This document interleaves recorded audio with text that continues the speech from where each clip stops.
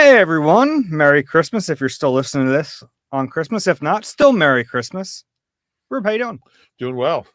I'm doing well also. The Eagles win a football game 33-25, despite their best efforts to lose a football game to an inferior opponent. They're 11-4. This is the Eagle Eye podcast presented by Nissan.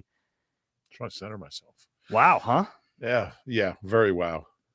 It felt like for a while there, you're going to have an easy 10 observations. They were going to just... You think? They were just going, what was that? I don't know. Okay. I like that. Could you do the whole podcast with that accent? I probably could, and that game probably deserves that accent. I mean, this team just can't put anyone away. And I mean, you understand it if it's a really good team, like they're going to come back. But I mean, I was just looking at this here. And of course, I can't find it now. But Patriots, they were up 16. They won by 5. Vikings are up 20. They won by 6. The Jets, they were up 11. Obviously, they lost, outscored 17-0 the end of the game. Last week, they were up 10, outscored 20-7 the rest of the game.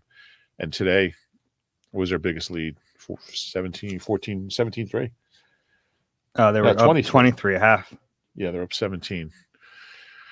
So, I mean, every single game comes down to the wire. Good teams, bad teams. And it's a tough way to live. It felt like today was going to be the day where they just took care of business, blew out a team that had no business being on the field with them. When it's 23, yeah. Mm-hmm. Yeah, you're thinking that. And it was interesting. I said to someone at halftime, like the Giants' game plan is to just run Barkley up the middle and wait for the Eagles to make mistakes. Mm-hmm. And the Eagles helped. And they lived up to their end of the bargain. Yeah. It's a really tough it's a tough thing to talk about a game like this because they won. They won the game. They needed to get this win. Like they desperately needed to snap their losing streak. And it goes in the win column. It does. So like you don't want to be too negative after a win. Right. That's the goal. But I don't think any Eagles fans are feeling better about the team now more than they were before this game. So you don't think there's like a rush of people booking round trips to Vegas? I don't think so. After this game. If anything, you might feel worse.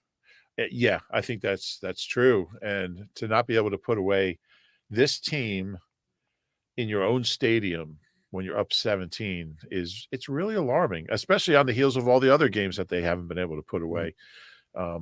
It's a weird thing to be bad at finishing games, like because they're doing a lot to. I mean, they played really well in the first half to build that lead. Yeah, could have been more, could have been a bigger lead, but they just, I don't know if they just keep making the same mistakes, turnovers, penalties, and they just find ways to get the other team back in the game. I don't think it was anything the Giants really did. I mean, they made some plays, but it was the Eagles handing them those plays. They benched their quarterback at halftime. They did. It was just weird mistakes in this one too. And just so before there might be some people who are like, "Oh, you negative media guys, why can't you enjoy a win?" I want to make it clear that like that is. I just came out of the locker room. I was in that locker room. If you were to just get thrown in there and not watch the game, I don't think you would have known that they won. Maybe right when we walked in, they were playing some Christmas music. But it's also Christmas. Like, you heard Devontae Smith. Yeah. After the win, I mean, and good for him. Yeah, he was asked 2 different times about you. I think. No, well, I asked him a few questions, but he was asked about reaching 1,000 yards. Right. I did not ask those questions, but I thought his answers were really telling. He was like, "We didn't play well." Yeah. Offensively. He was asked about going over 1,000 yards for the second time in a row. He said he just looked at, I don't know who asked that question, just looked at him and said, "We didn't play well. We didn't play well enough." Like, I'm not going to sit here and talk about my stats. And like, I worked for a newspaper for enough years to know this is they got to sign a story on Devontae going over 1,000 yards, and they're going to try to do that story. And Devontae ain't going to let him because he's a team guy and he's not really a veteran. He's in his 3rd year, but that's a veteran move right there. And I really appreciate it. He was asked about, this team getting to 11 wins, which is, it is an accomplishment. Sure. And they are in a decent spot with the playoffs coming. Just from the record standpoint, Yeah. I don't normally do this. I want to read this quote. Sure. 11 wins. We're not playing good football right now. As an offense, we're not where we want to be. I'm not satisfied. Yeah, we got 11 wins. I'm not happy.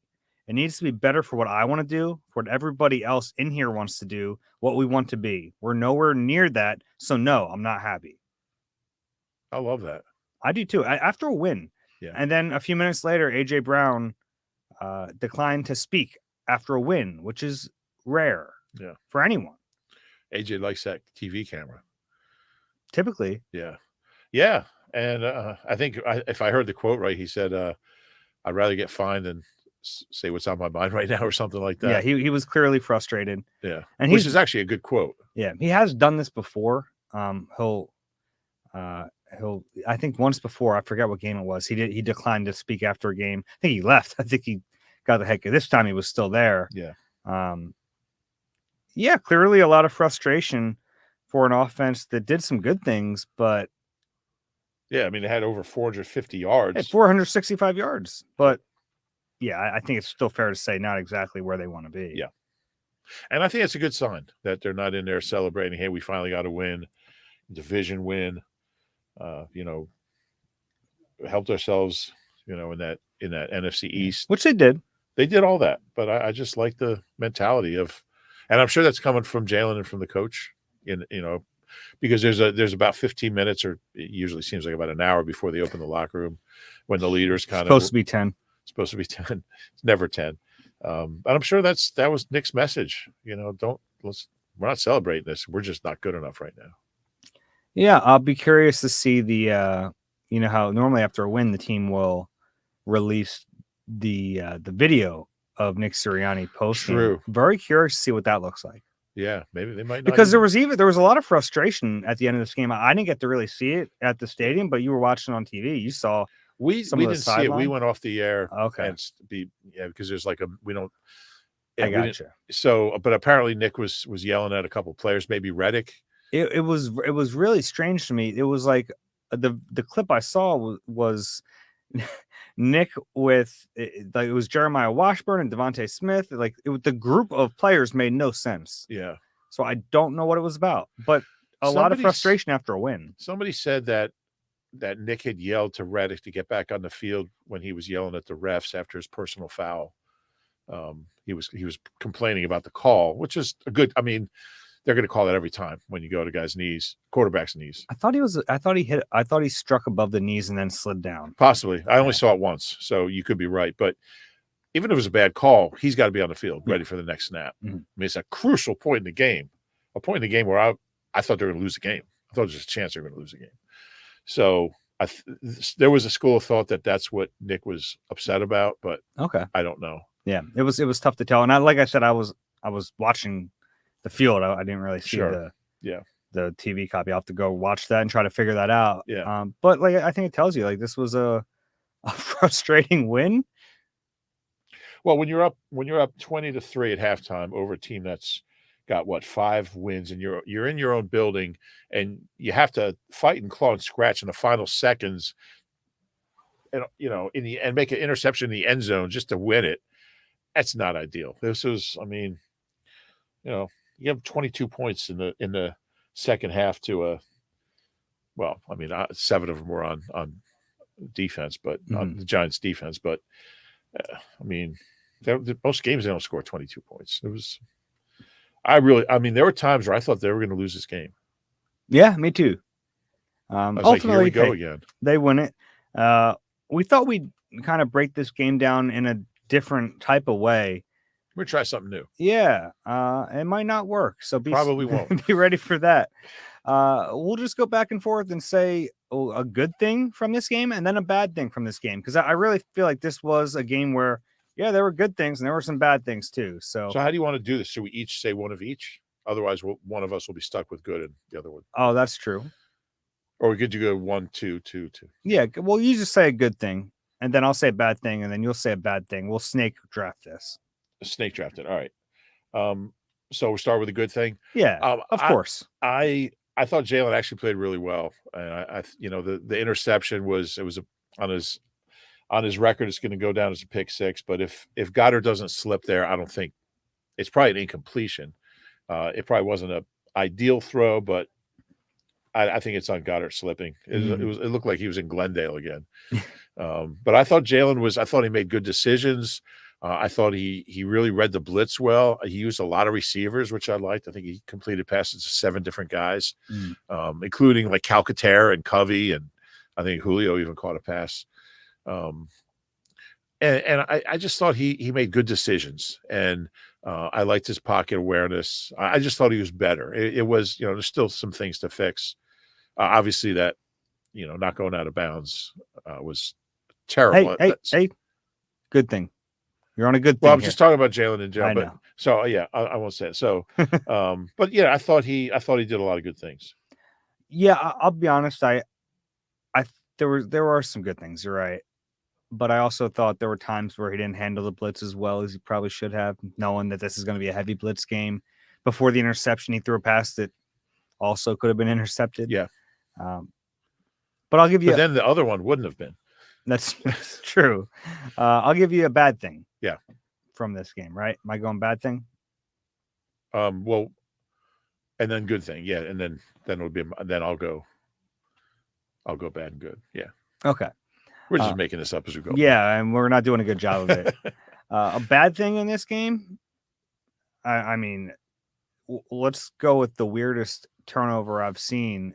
That special teams blunder, and after special teams have been playing so well, to come out and start a half like that. Yeah. I mean, that really changed this game completely. And it was just Olamide Zaccheaus raised his hand for it. It was a weird play. He did get pushed back. It was Isaiah Simmons pushed him back, but that can't happen. Can't happen. That was bad. Yeah. On a play that barely even exists in the NFL anymore. And I'm not sure about Boston's judgment there. I know he's trying to make a play, but you're up 17 points. They short kicked it, so he's thinking he can make a play. I think he fielded it at the goal line. I think it was ahead of that. Was it? But yeah, it can't happen. I'll look that up. And then you're positive. On positive thing, I will go with the way DeAndre Swift ran, especially at the end of that game. Some really big runs. The hurdle was fun, but the play where he goal line, he fielded at the goal line. Okay. The way he what was the one play? It was when he ran right, changed direction, came back and slid inbounds. Yeah. Big play, heady play. Earlier in the season we saw him kind of screw up a situation like that. So I really like the way he ran, and I know they only got a field goal, but that was a big field goal. I know they obviously want to punch in a touchdown and stay ahead of the sticks better, but pushing it from 5 to 8 points is huge. Sure. Yeah. Sure. So a negative. Look, this is a team that's already allowed the third most sacks in NFL history, with 3 games to go coming into today. They got close a lot. They did have 1 sack. I don't remember for the life of me who had it. Shaq had it. His first sack in 4 years. Yeah, since 2020. The last day of the 2020 season. He wasn't even here yet. And they threw the ball 32 times. I mean, they ran it obviously a lot, but they threw 32 passes and 1 sack, not from the D line. They just, and I thought there were times they got some pressure, and Reddick made some really nice plays. I thought Reddick got good pressure in this game, actually. I thought at times he did, but you got to be able to finish, and they just haven't done that. And it's weird. I mean, they're just the first. I have the stat here. The first. This is one of my 2-point conversion things here. First 7 games of the year, they had 24 sacks. Last 8, they have 16. Yeah. And the Giants had allowed 76 sacks. 76 sacks, the third most in history. So I'm kind of baffled. Josh Sweat has 1 sack in the last 8 games. That's not a good Giants D line. Now, look, they were very run heavy. I mean, Saquon ran it 23 times. Sweat is dealing with Andrew Thomas on that side. Yeah, but I mean, it's been 8 games now. So it's it's concerning because this defense is only going to be as good against good teams as the D line, and they're just not playing great. And a positive, you mentioned Swift. I'm going to go. I really like the concept of Gainwell and Swift as a tandem. And I just think, and I've been saying this all year, I just think you're a more dangerous offense when you have multiple backs who are in the mix. And there haven't been many games where they've both done it. And in the second half, I really like the back and forth. Gainwell had 79 scrimmage yards on just 9 touches, and Swift had 92 rushing yards, had 97 at one point, finished with 92. And he looked really good. They ran the ball. They ran the ball for, I think they had 133 in the second half. So that was really good to see. But I just like the combination of Gainwell and Swift together. I think it's tough for a defense to handle different skill sets, different size guys with different strengths as they kind of alternate. Yeah, I think that's fair. I still don't understand this game. What am I giving you here? You have a negative now and then a positive. A negative and then a positive. Yeah, we'll get this. I'll give you, I don't know if I will. I'll give you it's really complicated. How about the time management at the end of the first half? Yeah. And at the time I thought, well, maybe it's not going to matter. But they would have had a chance to at least throw to the end zone and maybe get a touchdown there. Sure.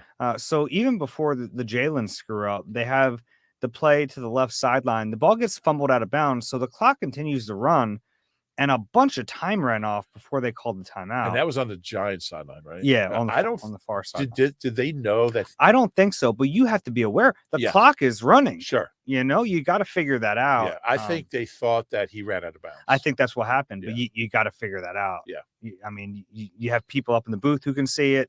You're watching the giant clocks tick down seconds. You at least got to yell at the referee, who then will tell you the ball got fumbled out of bounds. Right. It's running, and use a timeout there. Yeah. That was bad. And then, Jalen just brain fart. Yeah. Can't happen. He's a fourth-year guy. He's not, he's not going to score a touchdown there. If you think you're going to score a touchdown, like, all right, maybe, but you're nowhere near it. You got to go out of bounds. Yeah. And he's not trying to hide. He admitted, I screwed up. Yeah, on the spot. I mean, it's on me, but it doesn't matter. I mean, you're a fourth-year guy. And they're lucky that the guy held him down and got to delay a game. Yeah, the half would have ended. Yeah. But yeah, if he goes I don't know, if he doesn't, even if he lets him up, I don't know if they get to the line and get a playoff. I don't think they do. Yeah. How much time was left on that play? Let's see here if I could find it real quick. They would have had at least one shot. Oh yeah, sure. Maybe two. Yeah. Yeah. So that scramble started with 18 seconds on the clock. Yeah. They might have had a chance for 2 plays. At least one. Yeah, at least definitely one. Yeah. My turn for a positive. Yes. I got confused there. Britton Covey. Yeah. He's good. I know he muffed the one. Yeah. It happens. That punt return to open the game was huge. And it's something they really needed at that point. Mm-hmm. Here you come, you lost 3 straight games, and just make that statement to open the game. He's so much better than last year. He is. Just his vision. He's seeing things. He's seen the field really well. He's adjusted to the NFL. Yeah. Yeah, to the speed of the game. He's got a shot at breaking the team record. It's 15-3. Westbrook 20 years ago, 2003. Okay. I think he's at 15-1. He's arguably the best punt returner in the league. Yeah, and I heard Nick saying, "Who votes? Do you guys vote for the Pro Bowl?" How does he not know that he votes for the Pro Bowl, and players vote for the Pro Bowl? And I get they pretend that the fans do, but I think that's just like a marketing thing. I don't think fans' votes really count. I'm not going to get into that's my theory into your voter fraud conspiracy theories here. I do vote for the All-Pro team, and he's definitely on my radar. I mean, so according to the NFL, like your conspiracy theory here, it's 1/3 players, coaches, and then and fans. Yeah. You think they're just what do you think they're just throwing these fan votes in the trash? I don't think they count a third. They might count 1/70th.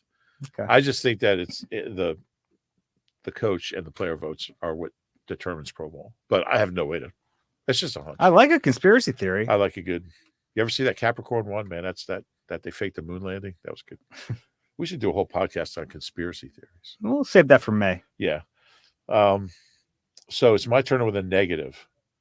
Is that correct? I don't know. I have no idea how this game works. And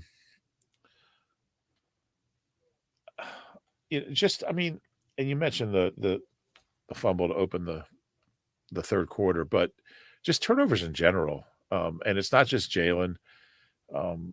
They have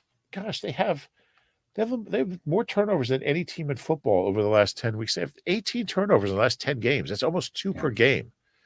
And, they just keep finding new ways to turn the ball over. And you're just not going to beat good teams if you turn the ball over twice a game. I mean, you look at the Jets game, they lost. They had 4. Seattle, they had, 3? San Francisco, they didn't have any. Dallas, they had 3. Seattle, they had 2. So that's 7 in the last 3 games. I mean, these are crazy numbers. And, they just, and it's everybody. I mean, even and they had 4 fumbles today. So they really lucked out because, Gainwell's went out of bounds. But it's, even like that funky snap from Kelsey. That could have been a turnover really easily. The positive on that one was incredible how smooth play. Jalen was just scooping it up. He's good at that. Well, I'll make that my positive because that was like a vintage Jalen play. And I think most quarterbacks just pick it up and throw it out of bounds. And Grant Calcaterra, of all people, he kind of ran it like a scramble drill. Yeah, Jalen probably doesn't throw it to him if that's the scripted play. Exactly. Yeah. Like the only way Grant can get the ball is, he caught 2 today, but first 2 of the year, I believe. I think you're right. I think he had a couple last year, but and he showed some physicality at the end of the one down on the sideline. That was kind of cool because he's kind of thought of as a finesse guy. But just to keep that play alive and think I'm turning this into a play, into a positive. There's not a lot of quarterbacks that can do that. So that was really cool. It's amazing the poise he has. That matters. Yeah. A lot of quarterbacks just jump on that football. Drop out, and might not be the wrong play. True. But Jalen, I think at this point has proven that he can make those plays. Did it bounce up to him? I don't remember. He just kind of like scooped it. Scooped up off the ground. Yeah. Could have been a disaster right there. Yeah. All right. Let's take a break and then we'll continue this on the other side. You deserve a car that thrills you, a car that puts goosebumps on your goosebumps. At Nissan, we got everything from turbocharged SUVs to 100% electric vehicles that'll make your heart beat faster. Experience the thrill for yourself and shop your local Nissan store at nissanusa.com today. Celebrity cook Steve Martorano brings his Italian-American cooking back home to Philly. Enjoy Martorano's Prime at Rivers Casino and Steve's famous meatballs with Sunday gravy, prime steaks, and more. Make reservations at Martorano's Prime on Open Table. I will give you a negative and then a positive, both on defense. Okay. My negative, Jalen Carter made some rookie plays in this game. Yeah. It happens. Yeah. He kind of got bailed out twice. Yeah. But the first one, man, Nick Sirianni was hot. Was he? Jalen just didn't make it off the field. He jogged off the field. He got called for defensive offsides, but he was also the 12th man on the field. I wonder how they decide which one to call him for. Yeah. It was bad. You gotta be situationally aware, and he kind of just wasn't at that moment. He's been so good this year. Right. But that was definitely a rookie moment for him. The positive on defense, Shaq Leonard. How about that? He played pretty well. He did. I'll tell you what. I watched the tape of last week's game. I was thinking this guy is completely cooked. Yeah. I think he's excuse me. He still might not be great in coverage if he has to backpedal. Going forward, yeah, if he can run downhill. I saw something from him tonight. That was good. Yeah. Yeah, especially early on, I thought he helped set the tone on defense. Had a couple tackles for loss. He was really active. 7 tackles, 2 tackles for loss, a hurry, and a sack. I guess the first sack by a linebacker since Nick Morrow had 3 in that one game. And you think about their linebackers. I mean, you start out with N'Kobe and Zach Cunningham. You know, and now you got Ben Van Sumeren, who was on the practice squad when the season started, and Shaq Leonard, who's with the Colts when the season started. What'd you make of Nolan Smith playing off ball? Yeah, that was interesting to see. Yeah, I think He that's was something to active. keep him in mind. He Yeah. had that one big tackle. Yeah. I think that was actually a play where he started on the edge. But yeah, I don't know. I didn't mind seeing him on the field a little bit more. Yeah, and Didn't look like a liability either. And I'll give you a negative and then a positive that are kind of along those lines. I mean, that 70-yard, that can't happen. Yeah. That, I mean, you know, you had so many chances to put this game away. And I don't know, I assume it was a blown coverage. I assume Reed Blankenship wasn't, you know. It looked like zone. I didn't really get a good look at it. I didn't either. But that just can't happen. And look, they got a lot of young guys out there, and you know, a lot of guys who really haven't played much pro football. And there's going to be mistakes, and we understand that when you think about it. I mean, between Van Sumeren and Ringo and Ricks and, who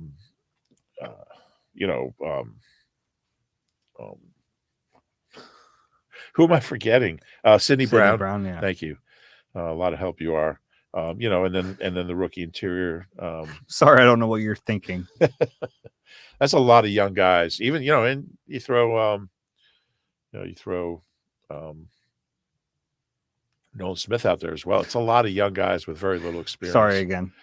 Yeah, you're supposed to help me out when my memory goes. But that leads to the positive, which is like those guys are going to make mistakes, but man, they run around and they're active. And I really like Keely Ringo. He gave up a big play. But I thought he played pretty well in this game. I did too. And at the end of the game, he's got to know that go to heck down. Yeah, and again, he's the youngest defensive starter in Eagles history, and these guys are all learning. And you know, Sidney people are gonna try to provoke him into fights, and he plays on the edge, man. He finally got one today. Yeah, and it's gonna happen. It's gonna happen again, and it's, you know, he's got to understand that he's gonna hurt the team when he goes overboard like that. And I'm sure that's a teaching point for him. But with all these guys, they're going to make mistakes, but it's just nice to have some young, and I throw Van Sumeren in there. I thought he held his own. I thought he hung in there. And look, the Giants don't have a ton of weapons, but you know, it's Ringo's second career start, Van Sumeren's first career start, Van Sumeren. You know, heck, it's only Reed Blankenship's. He started 13 games, 17 start. Yeah, he had their green dot today too, which kind of told you they were going to rotate at linebacker quite a bit, and they did. Yeah, they did. So just some, you know, not even for this year, but just some help on the way. We've talked a lot about just not a lot of young guys were playing, and it's good to see them getting some reps. Yeah. My turn. Yeah. I'll give you a negative. Gosh, I will never figure this out, and I don't want to anymore. I'm just gonna keep rolling with having no idea what's happening. It's really complicated. A negative thing, and then a positive thing, and then it's my turn. really tough. Well, I called it a snake draft, and that's not really a snake draft. No, we're not doing it that way. Okay. A negative. I think this is kind of a more general thing. Okay. This is a sloppy team. Yeah. And like, I think at a certain point that's coaching. It's fair. You know, it's like sloppy things just keep happening. And if it happens once or twice, you blame the individual player. But when it happens over and over and over again, I think you have to look at coaching. And I've been relatively unimpressed by this coaching staff all year. I think that at times Brian Johnson has been okay. Obviously, Sean Desai he was okay at certain points in the season. He's not even the defensive coordinator anymore. And ultimately, it's all on Nick. And right now, this is an undisciplined football team. They're turning the football over. They're getting way too many penalties. They're making stupid mistakes. And that has to fall on him at some point. Yeah, there's no question about it. And I think sometimes we're all too quick to blame the coordinators. It's Nick's team. They're his coordinators. It's his offense, and it's his new defensive coordinator. I couldn't agree more. Yeah. And I think that's why they're giving up all these big leads. I don't know if they think they have games won. I don't know if they're like counting their eggs before they're hatched. They're not good enough to do that. They're certainly not. Yeah. A positive. This is a negative way to look at a positive, but less Quez Watkins Yeah. in this game. It needed to happen. Yeah. And it was telling that I don't know who. This is something I actually don't know. I don't know who gives the list to the announcer when they introduce the starters, but they introduced 4 receivers as starters today. Really? Not Quez Watkins. Interesting. They announced Devontae Smith, A.J. Brown, Olamide Zaccheaus, and Julio Jones as their starting receivers. Interesting. Did not announce Quez. And then I thought, I don't have the numbers in front of me snap count wise, but he played less. Did he play? Don't know. You'll probably lead your snap count story with that. If he doesn't play, yeah. Yeah. Or even if he played like 4 snaps. Yeah, of course. I mean, this is, they've talked all year, all last 2 years about how much confidence they have in Quez, and words don't mean a lot. Actions do, and they didn't play him in this game. Yeah. And it's not because of what the Giants do defensively. That doesn't make any sense. You play your best players, and he's not one of them. Yep. Yeah, that was ridiculous. Well, that kind of leads into my negative, which was penalties. They had 10 last week and 9 today. And I mean, 19 penalties in 2 games. And I mean, they've been one of the league's most penalized teams all year. It's nothing new. I mean, these are killer penalties. I mean, they're so lucky that Jalen bailed him out with that 32-yarder to AJ. I mean, after 2 penalties. Mm-hmm.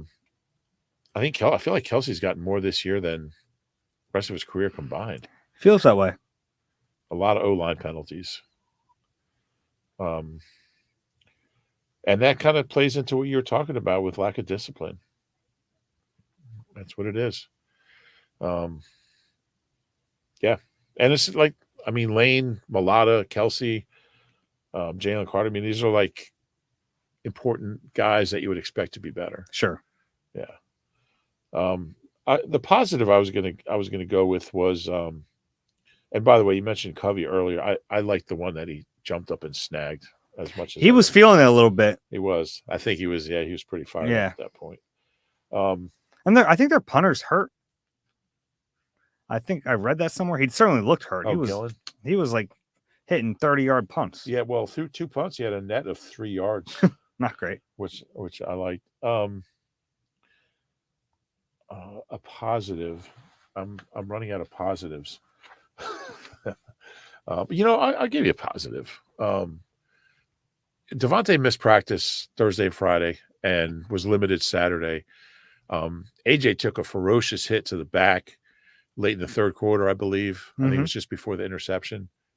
I'm not sure. I think he missed 1 snap. Yeah. Those guys are so tough. And they both came back and made big plays after that.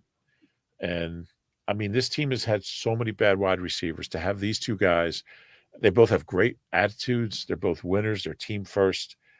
AJ's got, he's got a little diva in him. But I think ultimately he's a team guy. Okay.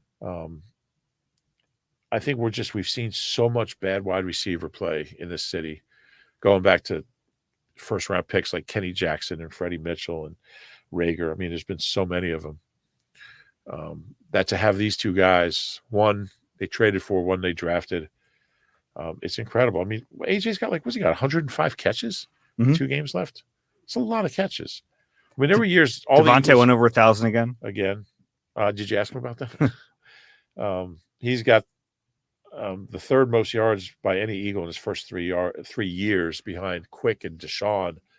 But he could catch those guys the next 2 weeks. Mike Quick was honorary captain today. He was. To see Mike. Yeah.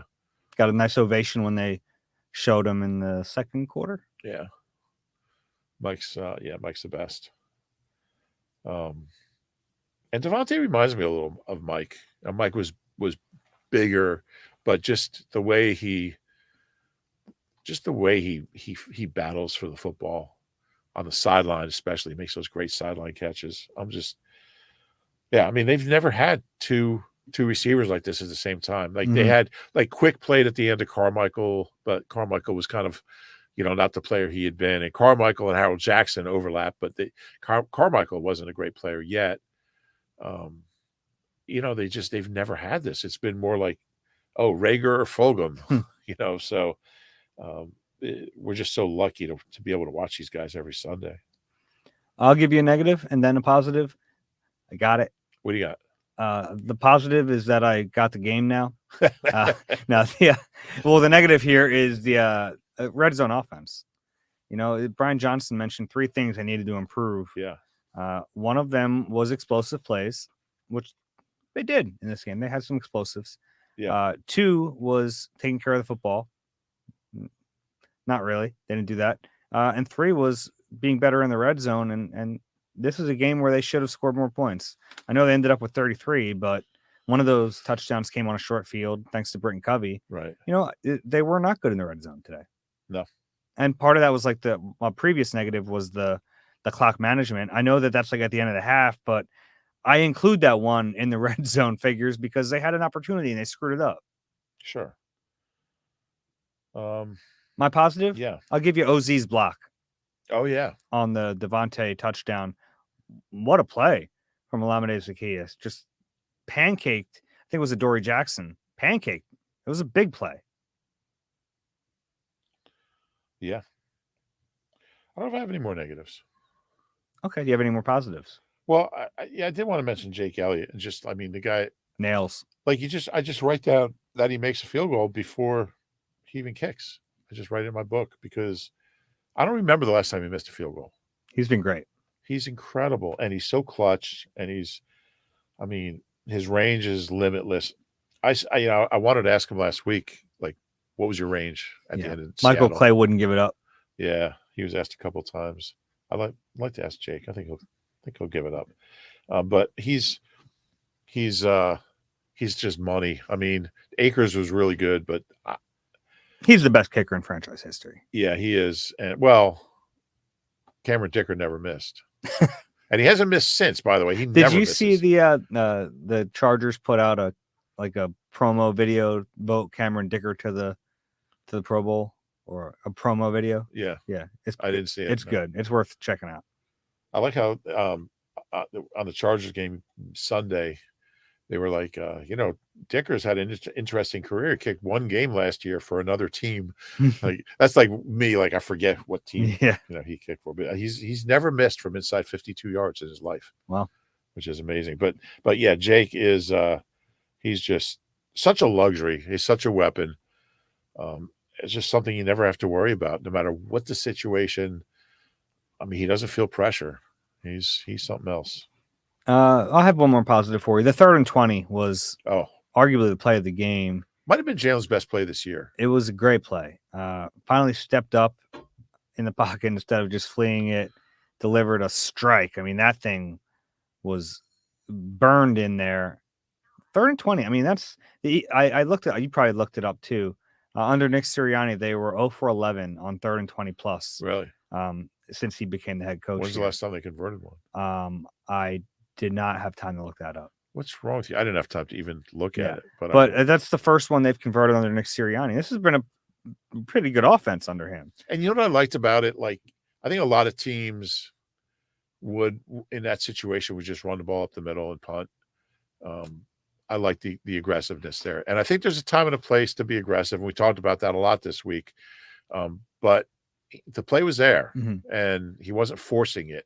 Jalen wasn't forcing it. And I at that point, I think that's something they really needed, because I feel like if they just ran Swift up the middle for 5 yards and punted, nothing good was going to come out of that. And then right after that play, I think Gainwell ran 22 yards. Was that the next play? Yeah. So how loud were the run the ball chants through the TV? Through the TV? How about in the studio?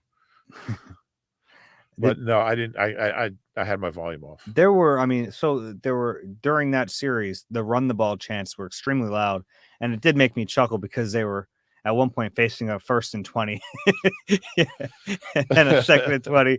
The run the ball chants did stop on 3rd and 20. Look, I don't want to spin our wheels with this even more, I think there are some opportunities for him to run the ball better. I thought play calling in general has been an issue at times with Yeah. this offense. I don't think it all comes down to just run the football, but that's part of it at times. Yeah, no question. And I mean, they ran the ball 38 times in Seattle. So like it's like Yeah. it's not that simple. Mhm. But if it's working for you and it's getting you yards and it's moving the sticks and it's running the clock, I'm all for sticking with it. And I just like the fact that they didn't run the ball well in the first half. I think the backs were 9 for 26 in the first half, and they were what 19 for 130 something in the second half. But they stuck with it. And against the Giants, why wouldn't you? They can't stop the run. And all right, so the last time they converted a 3rd and 20 or longer was against the Cards in 2020 at the end of the year. Hurts 32 yards to Quez Watkins. And the one before that perfect. Was early that year, Carson 55 yards to Jalen Reagor on a 3rd and 22. Before that, Mark Sanchez 26 yards to Jordan Matthews on a 3rd and 25. Wow. J Matt got you 26. Michael Vick ran 34 yards on a 3rd and 20, but it doesn't happen a lot. This is the 5th one since 2010. Wow. Yeah. Donovan completed 3 in 2009, including a 44-yarder to Deshaun. I wonder what the longest one is. They converted a 3rd and 28 in 96. Rodney 38-yarder to doesn't say. Anyway, look that up. Rodney's the best quarterback in Eagles history. What? Rodney Pete. 38 yards to Christy Jones. So it's rare. Yeah. But I'd like to call. Look, you're going to punt anyway. And it was perfect throw. I mean, he fired it. Yeah. Are we done with this game? Sure. Please. Look, we talked. We mentioned this is kind of a weird game to talk about because they did win, but because they won, they are still in control of winning the NFC East. They're in control of their density. Is that a reference to something? I think wasn't that in Back to the Future? You are my density. I don't remember that. All right. Michael J. Fox's dad. Okay. Is like asking out his mom for the first time, and he's trying to encourage him to do it. So he's born. Makes sense. And but his dad's like really awkward and doesn't want to do it. And he walks up to her like at the soda fountain and says, "You are my density." Good. Okay. Good film. I like that your movie references stop in like 1984. No, but you know what? What's that movie with? What's that Christmas movie? Elf. Yeah. There was a guy right behind our TV location. I don't know if you noticed him. He was like dead ringer for. Oh yeah. Yeah. Well, Swoop had an elf like the elf costume on, and he just looked like the Oregon Duck. Interesting. Because it's like yellow and green. Yeah. From afar, he looked like the Oregon Duck. Okay. Hugh Douglas did the entire radio pregame show dressed as Santa Claus. Okay. So there you go. It was a very joyous holiday. Cowboys lost. Yeah. Again. But it doesn't necessarily mean anything. Right. It's kind of a weird deal. And then next week you have the Cowboys playing the Lions. The fun thing about that is it's the day before the Eagles play. So everyone will get to watch that game. And Eagles fans have to root for the Cowboys. Probably do. Yeah. You still have a chance to get that 2 seed. Yeah. Now, you can also look at the positives either way. If the Lions beat the Cowboys, then the Eagles can clinch the division with a loss. Well, they can afford to. They can clinch a division. Yeah. With the card. Yeah. By beating the Cards. Yeah. So if the Lions beat the Cowboys, the Eagles beat the Cards, they clinch a division. But the better outcome is the Eagles win out and the Lions lose. Yeah. Yeah. Then they would win. They would not only win the division, but they would get the 2 seed. Right. And I think that's what you have to, if you're a fan, you have to kind of. I get that it's tough though for fans. I guess it's if you assume they're going to win their next two, Mhm. which I am, I still think they're. I think they are too. I think if you're the Eagles, you hope it looks a little better than it did Yeah. today. Well, the last one, like they're going to beat Arizona, I think. But like the last Giants game is the last day of the season. They're going to be packed up. They're going to have their cars running. They were feisty today. They were. They were. They were getting after a little bit. Yeah. For that first tush push. Yeah. Well, you know what? That's what happens when you give teams hope. Like if it's they were feisty even before they had hope again. 20-3. If you get that kickoff and just don't bring it out of the end zone or just fair catch or whatever it is, and you go down and score a touchdown, it's 27-3. They're not fighting anymore. Mm-hmm. They just kept giving them life. Yeah. Can't do it. If the Eagles win their next two, no matter what Dallas does, they win the division. Based on strength of victory, which is like the fifth tiebreaker? Yeah. And then beyond that, we'll see. Yeah. I've had people ask me about the 49ers. Great. Yeah, that's why I didn't want to mention it because they're playing right now. Yeah, I mean they're losing right now as we record this, but they would have to lose twice. Well, they have the Rams last day of the season. Yeah, it's not crazy. It's not. Ron Rivera might have a little something for him. Yeah, you think so? I think so. All right. They played pretty hard in the second half. Win one for Riverboat. Going away. Stranger things have happened, man. I'll never forget that last day of the 2008 season. Yeah. Like, I think 3 things had to happen just for the Eagles-Cowboys game to mean something. Mm-hmm. And then when it did, it was like everyone knew what was going on. 44-6. Yeah. Yeah, who are the 2 guys who had long fumble returns in that game? Like over 70 yards, do you remember? No, I don't. Joselio Hansen and Chris Clemens. Chris Clemens, well. Yeah. Okay. There you go. Anything else? But I don't know where I parked my car, but I do remember that. I thought about something during this game. They were playing, like, sometimes they were playing Christmas music. Sometimes they were playing, like, their regular playlist at the stadium. They played the Philly Specials version of Santa Claus is Coming to Town before an offensive drive. And I was thinking about how weird that had to be for Jason Kelce and Lane Johnson and Jordan Mailata as they're getting ready to, and it wasn't a locker room where I could really ask this. Yeah. But it had to be a weird moment, like lining up you're in the huddle and you hear yourself singing. I wonder if they even noticed. I think you have to notice. Yeah, maybe. Right. I was telling them a lot of that. I don't know where it was. I heard a Christmas song. I was like, oh, this is good. I Shazammed it. It was like Jordan Mailata's face comes on my phone. and I showed it to him. And he's like, oh, the first time I've been Shazammed, mate. Well, he had a couple of expletives in there. But talking about the White House this week. You see that? No. He went to sing. I don't know the full story, but he was at the White House singing. Interesting. Yeah. Wow. Do you have a favorite Christmas song? Or 2 or 3? Yeah, I kind of fluctuate back and forth. I like Merry Christmas Baby by Otis Redding. Okay. I like that one. Like as far as like old songs, I like what is it? I forget the exact title. We saw 3 ships come sailing in. Is that the full title? I don't know the actual title. It might be 3 ships, but I like that song. Okay.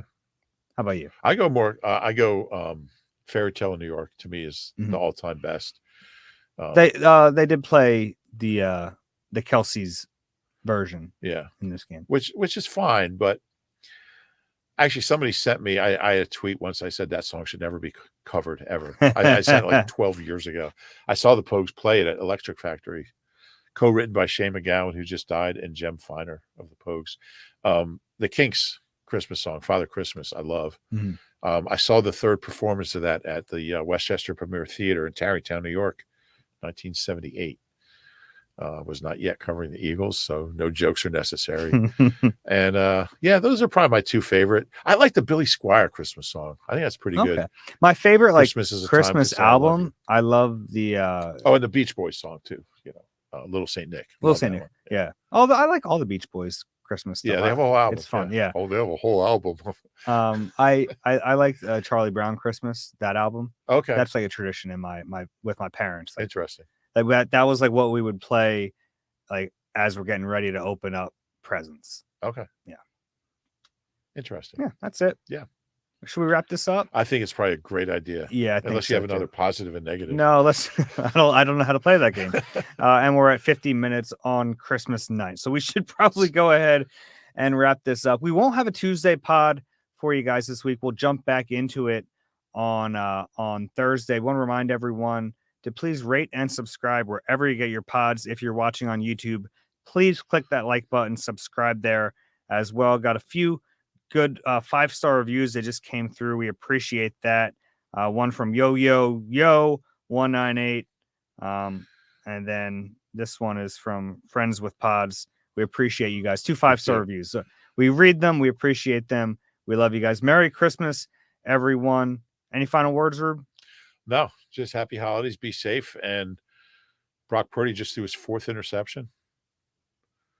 I know we're not supposed to talk about the game in the middle of the game, but whatever happens, that's a lot of interceptions for he might be handing that MVP over to Lamar or Jalen or Dak or so. Not Dak. I don't know who the MVP is. It's Christian McCaffrey. Could be. Could be. All right. Take care, everyone. Talk to you soon.